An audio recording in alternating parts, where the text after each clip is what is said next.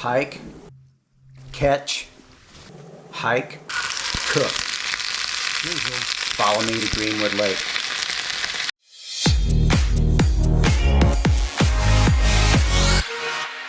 Come with me to an amazing, overabundant lake in the Gifford Pinchot National Forest. Let me know if you can identify the animal tracks later in the video. The GPS on your phone might work, but you could lose signal. Have print maps or a download to your phone. Carry, at minimum, the 5 C's with you on the trail. NF 52, NF 84.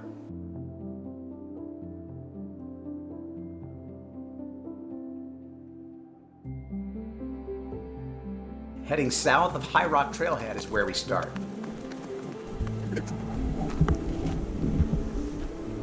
Alright, so today we're heading to, wanted to go to a lot of these little lakes for a while now.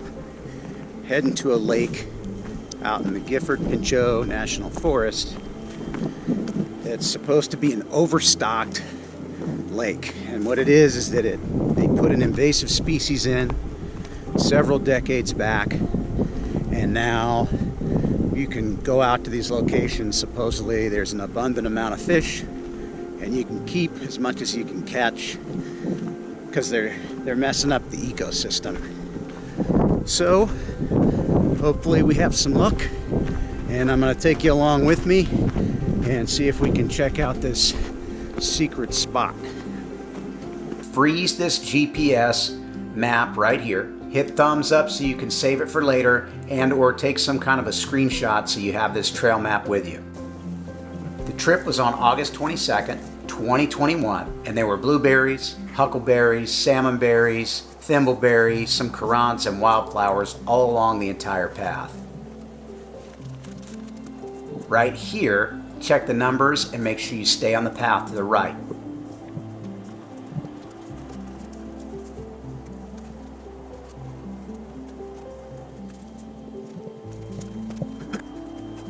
This spot, we want to stay on the right as well.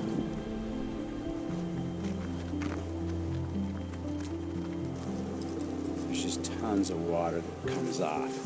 Gets all over you. Leaves you totally soaked. I may actually have to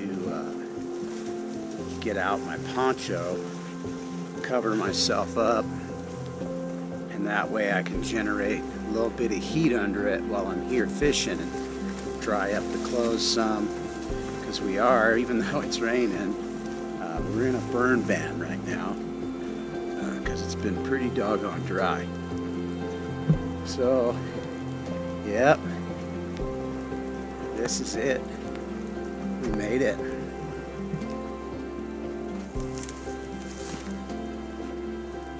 Wow. It's a Sunday, right around 10 o'clock. Mount Rainier is covered in just as many clouds, and people are waiting an hour to drive through the gate. This is just incredible. Now we're gonna have to see if we can catch some fish. So right here, I want to just show paw prints right there. I want to make sure I'm also paying attention to what's going on around me. I don't want to feed any of the wild animals myself.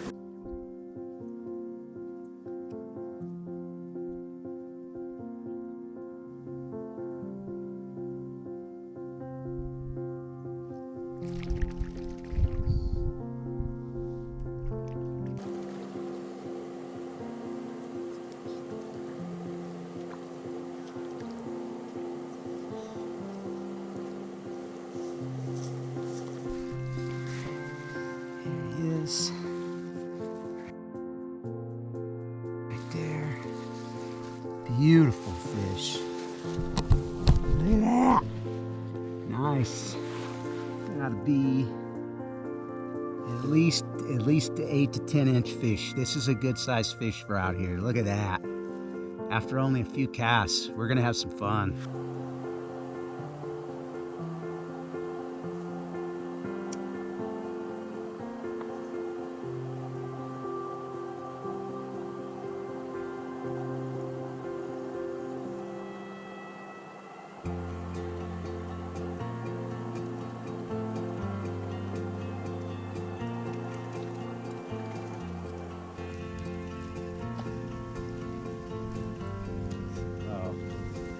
One of the things you'll notice about them saying this is an overpopulated lake and how they're messing up the ecosystem is that you can see how skinny these guys are, right?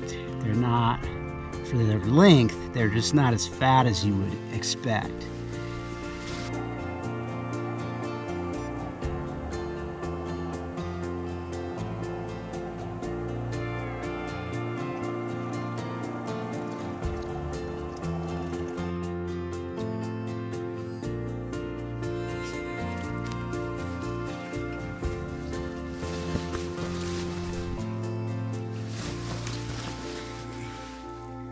There he is.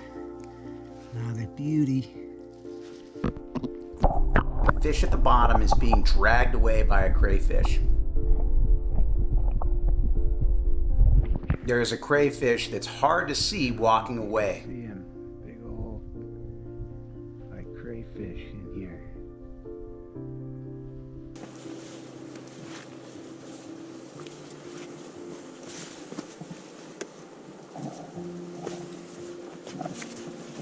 Back to the car or the truck. You see there's quite a few folks up here. But they're all doing the hike up to the ledge up there, the ridge. Nobody, I didn't see anybody on that trail the entire way. Final catch was 8 fish in about an hour. The biggest was 10.5 inches at 6 ounces. So you got back home with your fish and you're realizing that your kitchen's still in the middle of a remodel, your stove's not hooked up, you can't find any measuring cups, and you're thinking maybe I should have just stayed out, cooked the fish out there. So we're gonna go ahead and pull this off. You got your fish? We ended up with about a pound of our fish. Now, I know you're probably thinking there's easier ways to get a pound of fish than going out into the mountains, hiking up to some place and catching fish in the rain. And you're probably right. That's not what we did. So we're gonna go ahead and throw together a little mix. You know, what better way to break in a new kitchen that just had the plumbing put in yesterday than to clean your fish in the sink. If you're really looking to make your wife happy, you show her this video before anybody else and see if you can get your first thumbs down from her. We're just gonna use a little bit of water here just to make a brine. We got water in there, and I'm not measuring anything because, well, kitchen's not done. We're just throwing this together. Salt, throw in some sugar, a little bit of minced garlic. Normally I would do some thyme and paprika, but I can't find it. We got pepper in there, taco seasoning for a little bit of bite, and a little bit of soy sauce.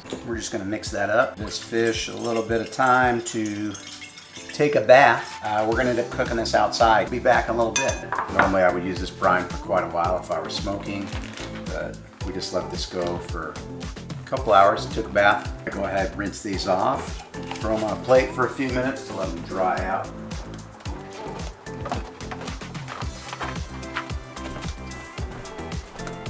So we're gonna go ahead and throw these guys on. It's gonna be on a skillet with just a little bit of oil.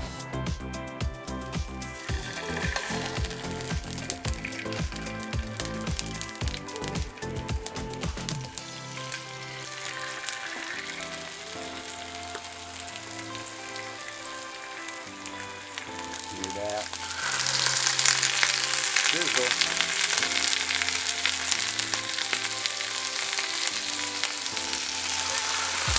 These are gonna be out.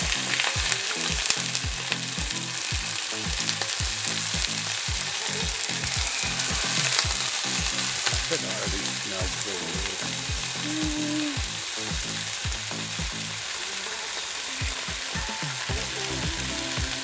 All right. Start to let those go. I'm going to go grab a different plate to put them on. We don't want to put them back on our same dirty plate. Gotta keep it clean so we don't get sick.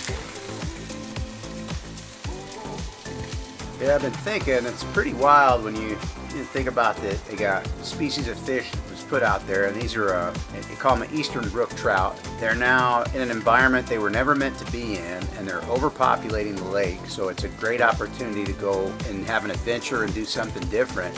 But it's interesting to see like how in this ecosystem that's been impacted, how aggressive the fish behavior was. I was really surprised at how You know, I was waiting to have to go out with, you know, bobber, throw worms, do other stuff, and they just kept hitting that same blue and silver little tiny Castmaster. But the other thing that was crazy, and I'm hoping it was caught on video earlier because I tried to shoot some of it, is that not long after I put out a stringer with some fish on it, these other like crawfish or crawdads or whatever people call them came out and were already starting to nip at the fish, and one or two of them were as big as my hand, and they were aggressive and ready to go, and didn't seem deterred by me being around. They nipped at one so bad I went ahead and pulled it off the stringer and gave it to them, and next thing I knew, it looked like there was about a half a dozen of them fighting over tearing the fish apart. So, you know, this is something where I think even working at it for a while, we could go catch fish. Eventually they'd start to look healthier, because that population would go down, and then there might even be some bigger fish after that happens. But it's going to take some time, and it's going to take people going out there fishing for these things, and you know, fishing for these EBTs, and really taking care of the space too. You know, that's one of the other things I wanted to ask people to do, is to make sure they try to take some trash with them when they go. It was pretty clean when I was there, but we can always do more. So I'm going to go ahead and flip these. I know there's people who might be thinking, you know, this is an awful lot of work for some small fish. But again, we were harvesting them out of there because it helps the ecosystem, and I don't want their, you know, I don't want to just have them die and not eat them. That seems kind of messed up. I feel that it's especially important for them to be served with rice and broccoli just as much as any other trout that maybe was born to live in the supermarket. So we're going to hook these guys up. So as many people know, trout char have little pin bones. They're pretty small. It's not something that is going to cause a major issue. We'll go ahead and grab a piece here. There it is right there.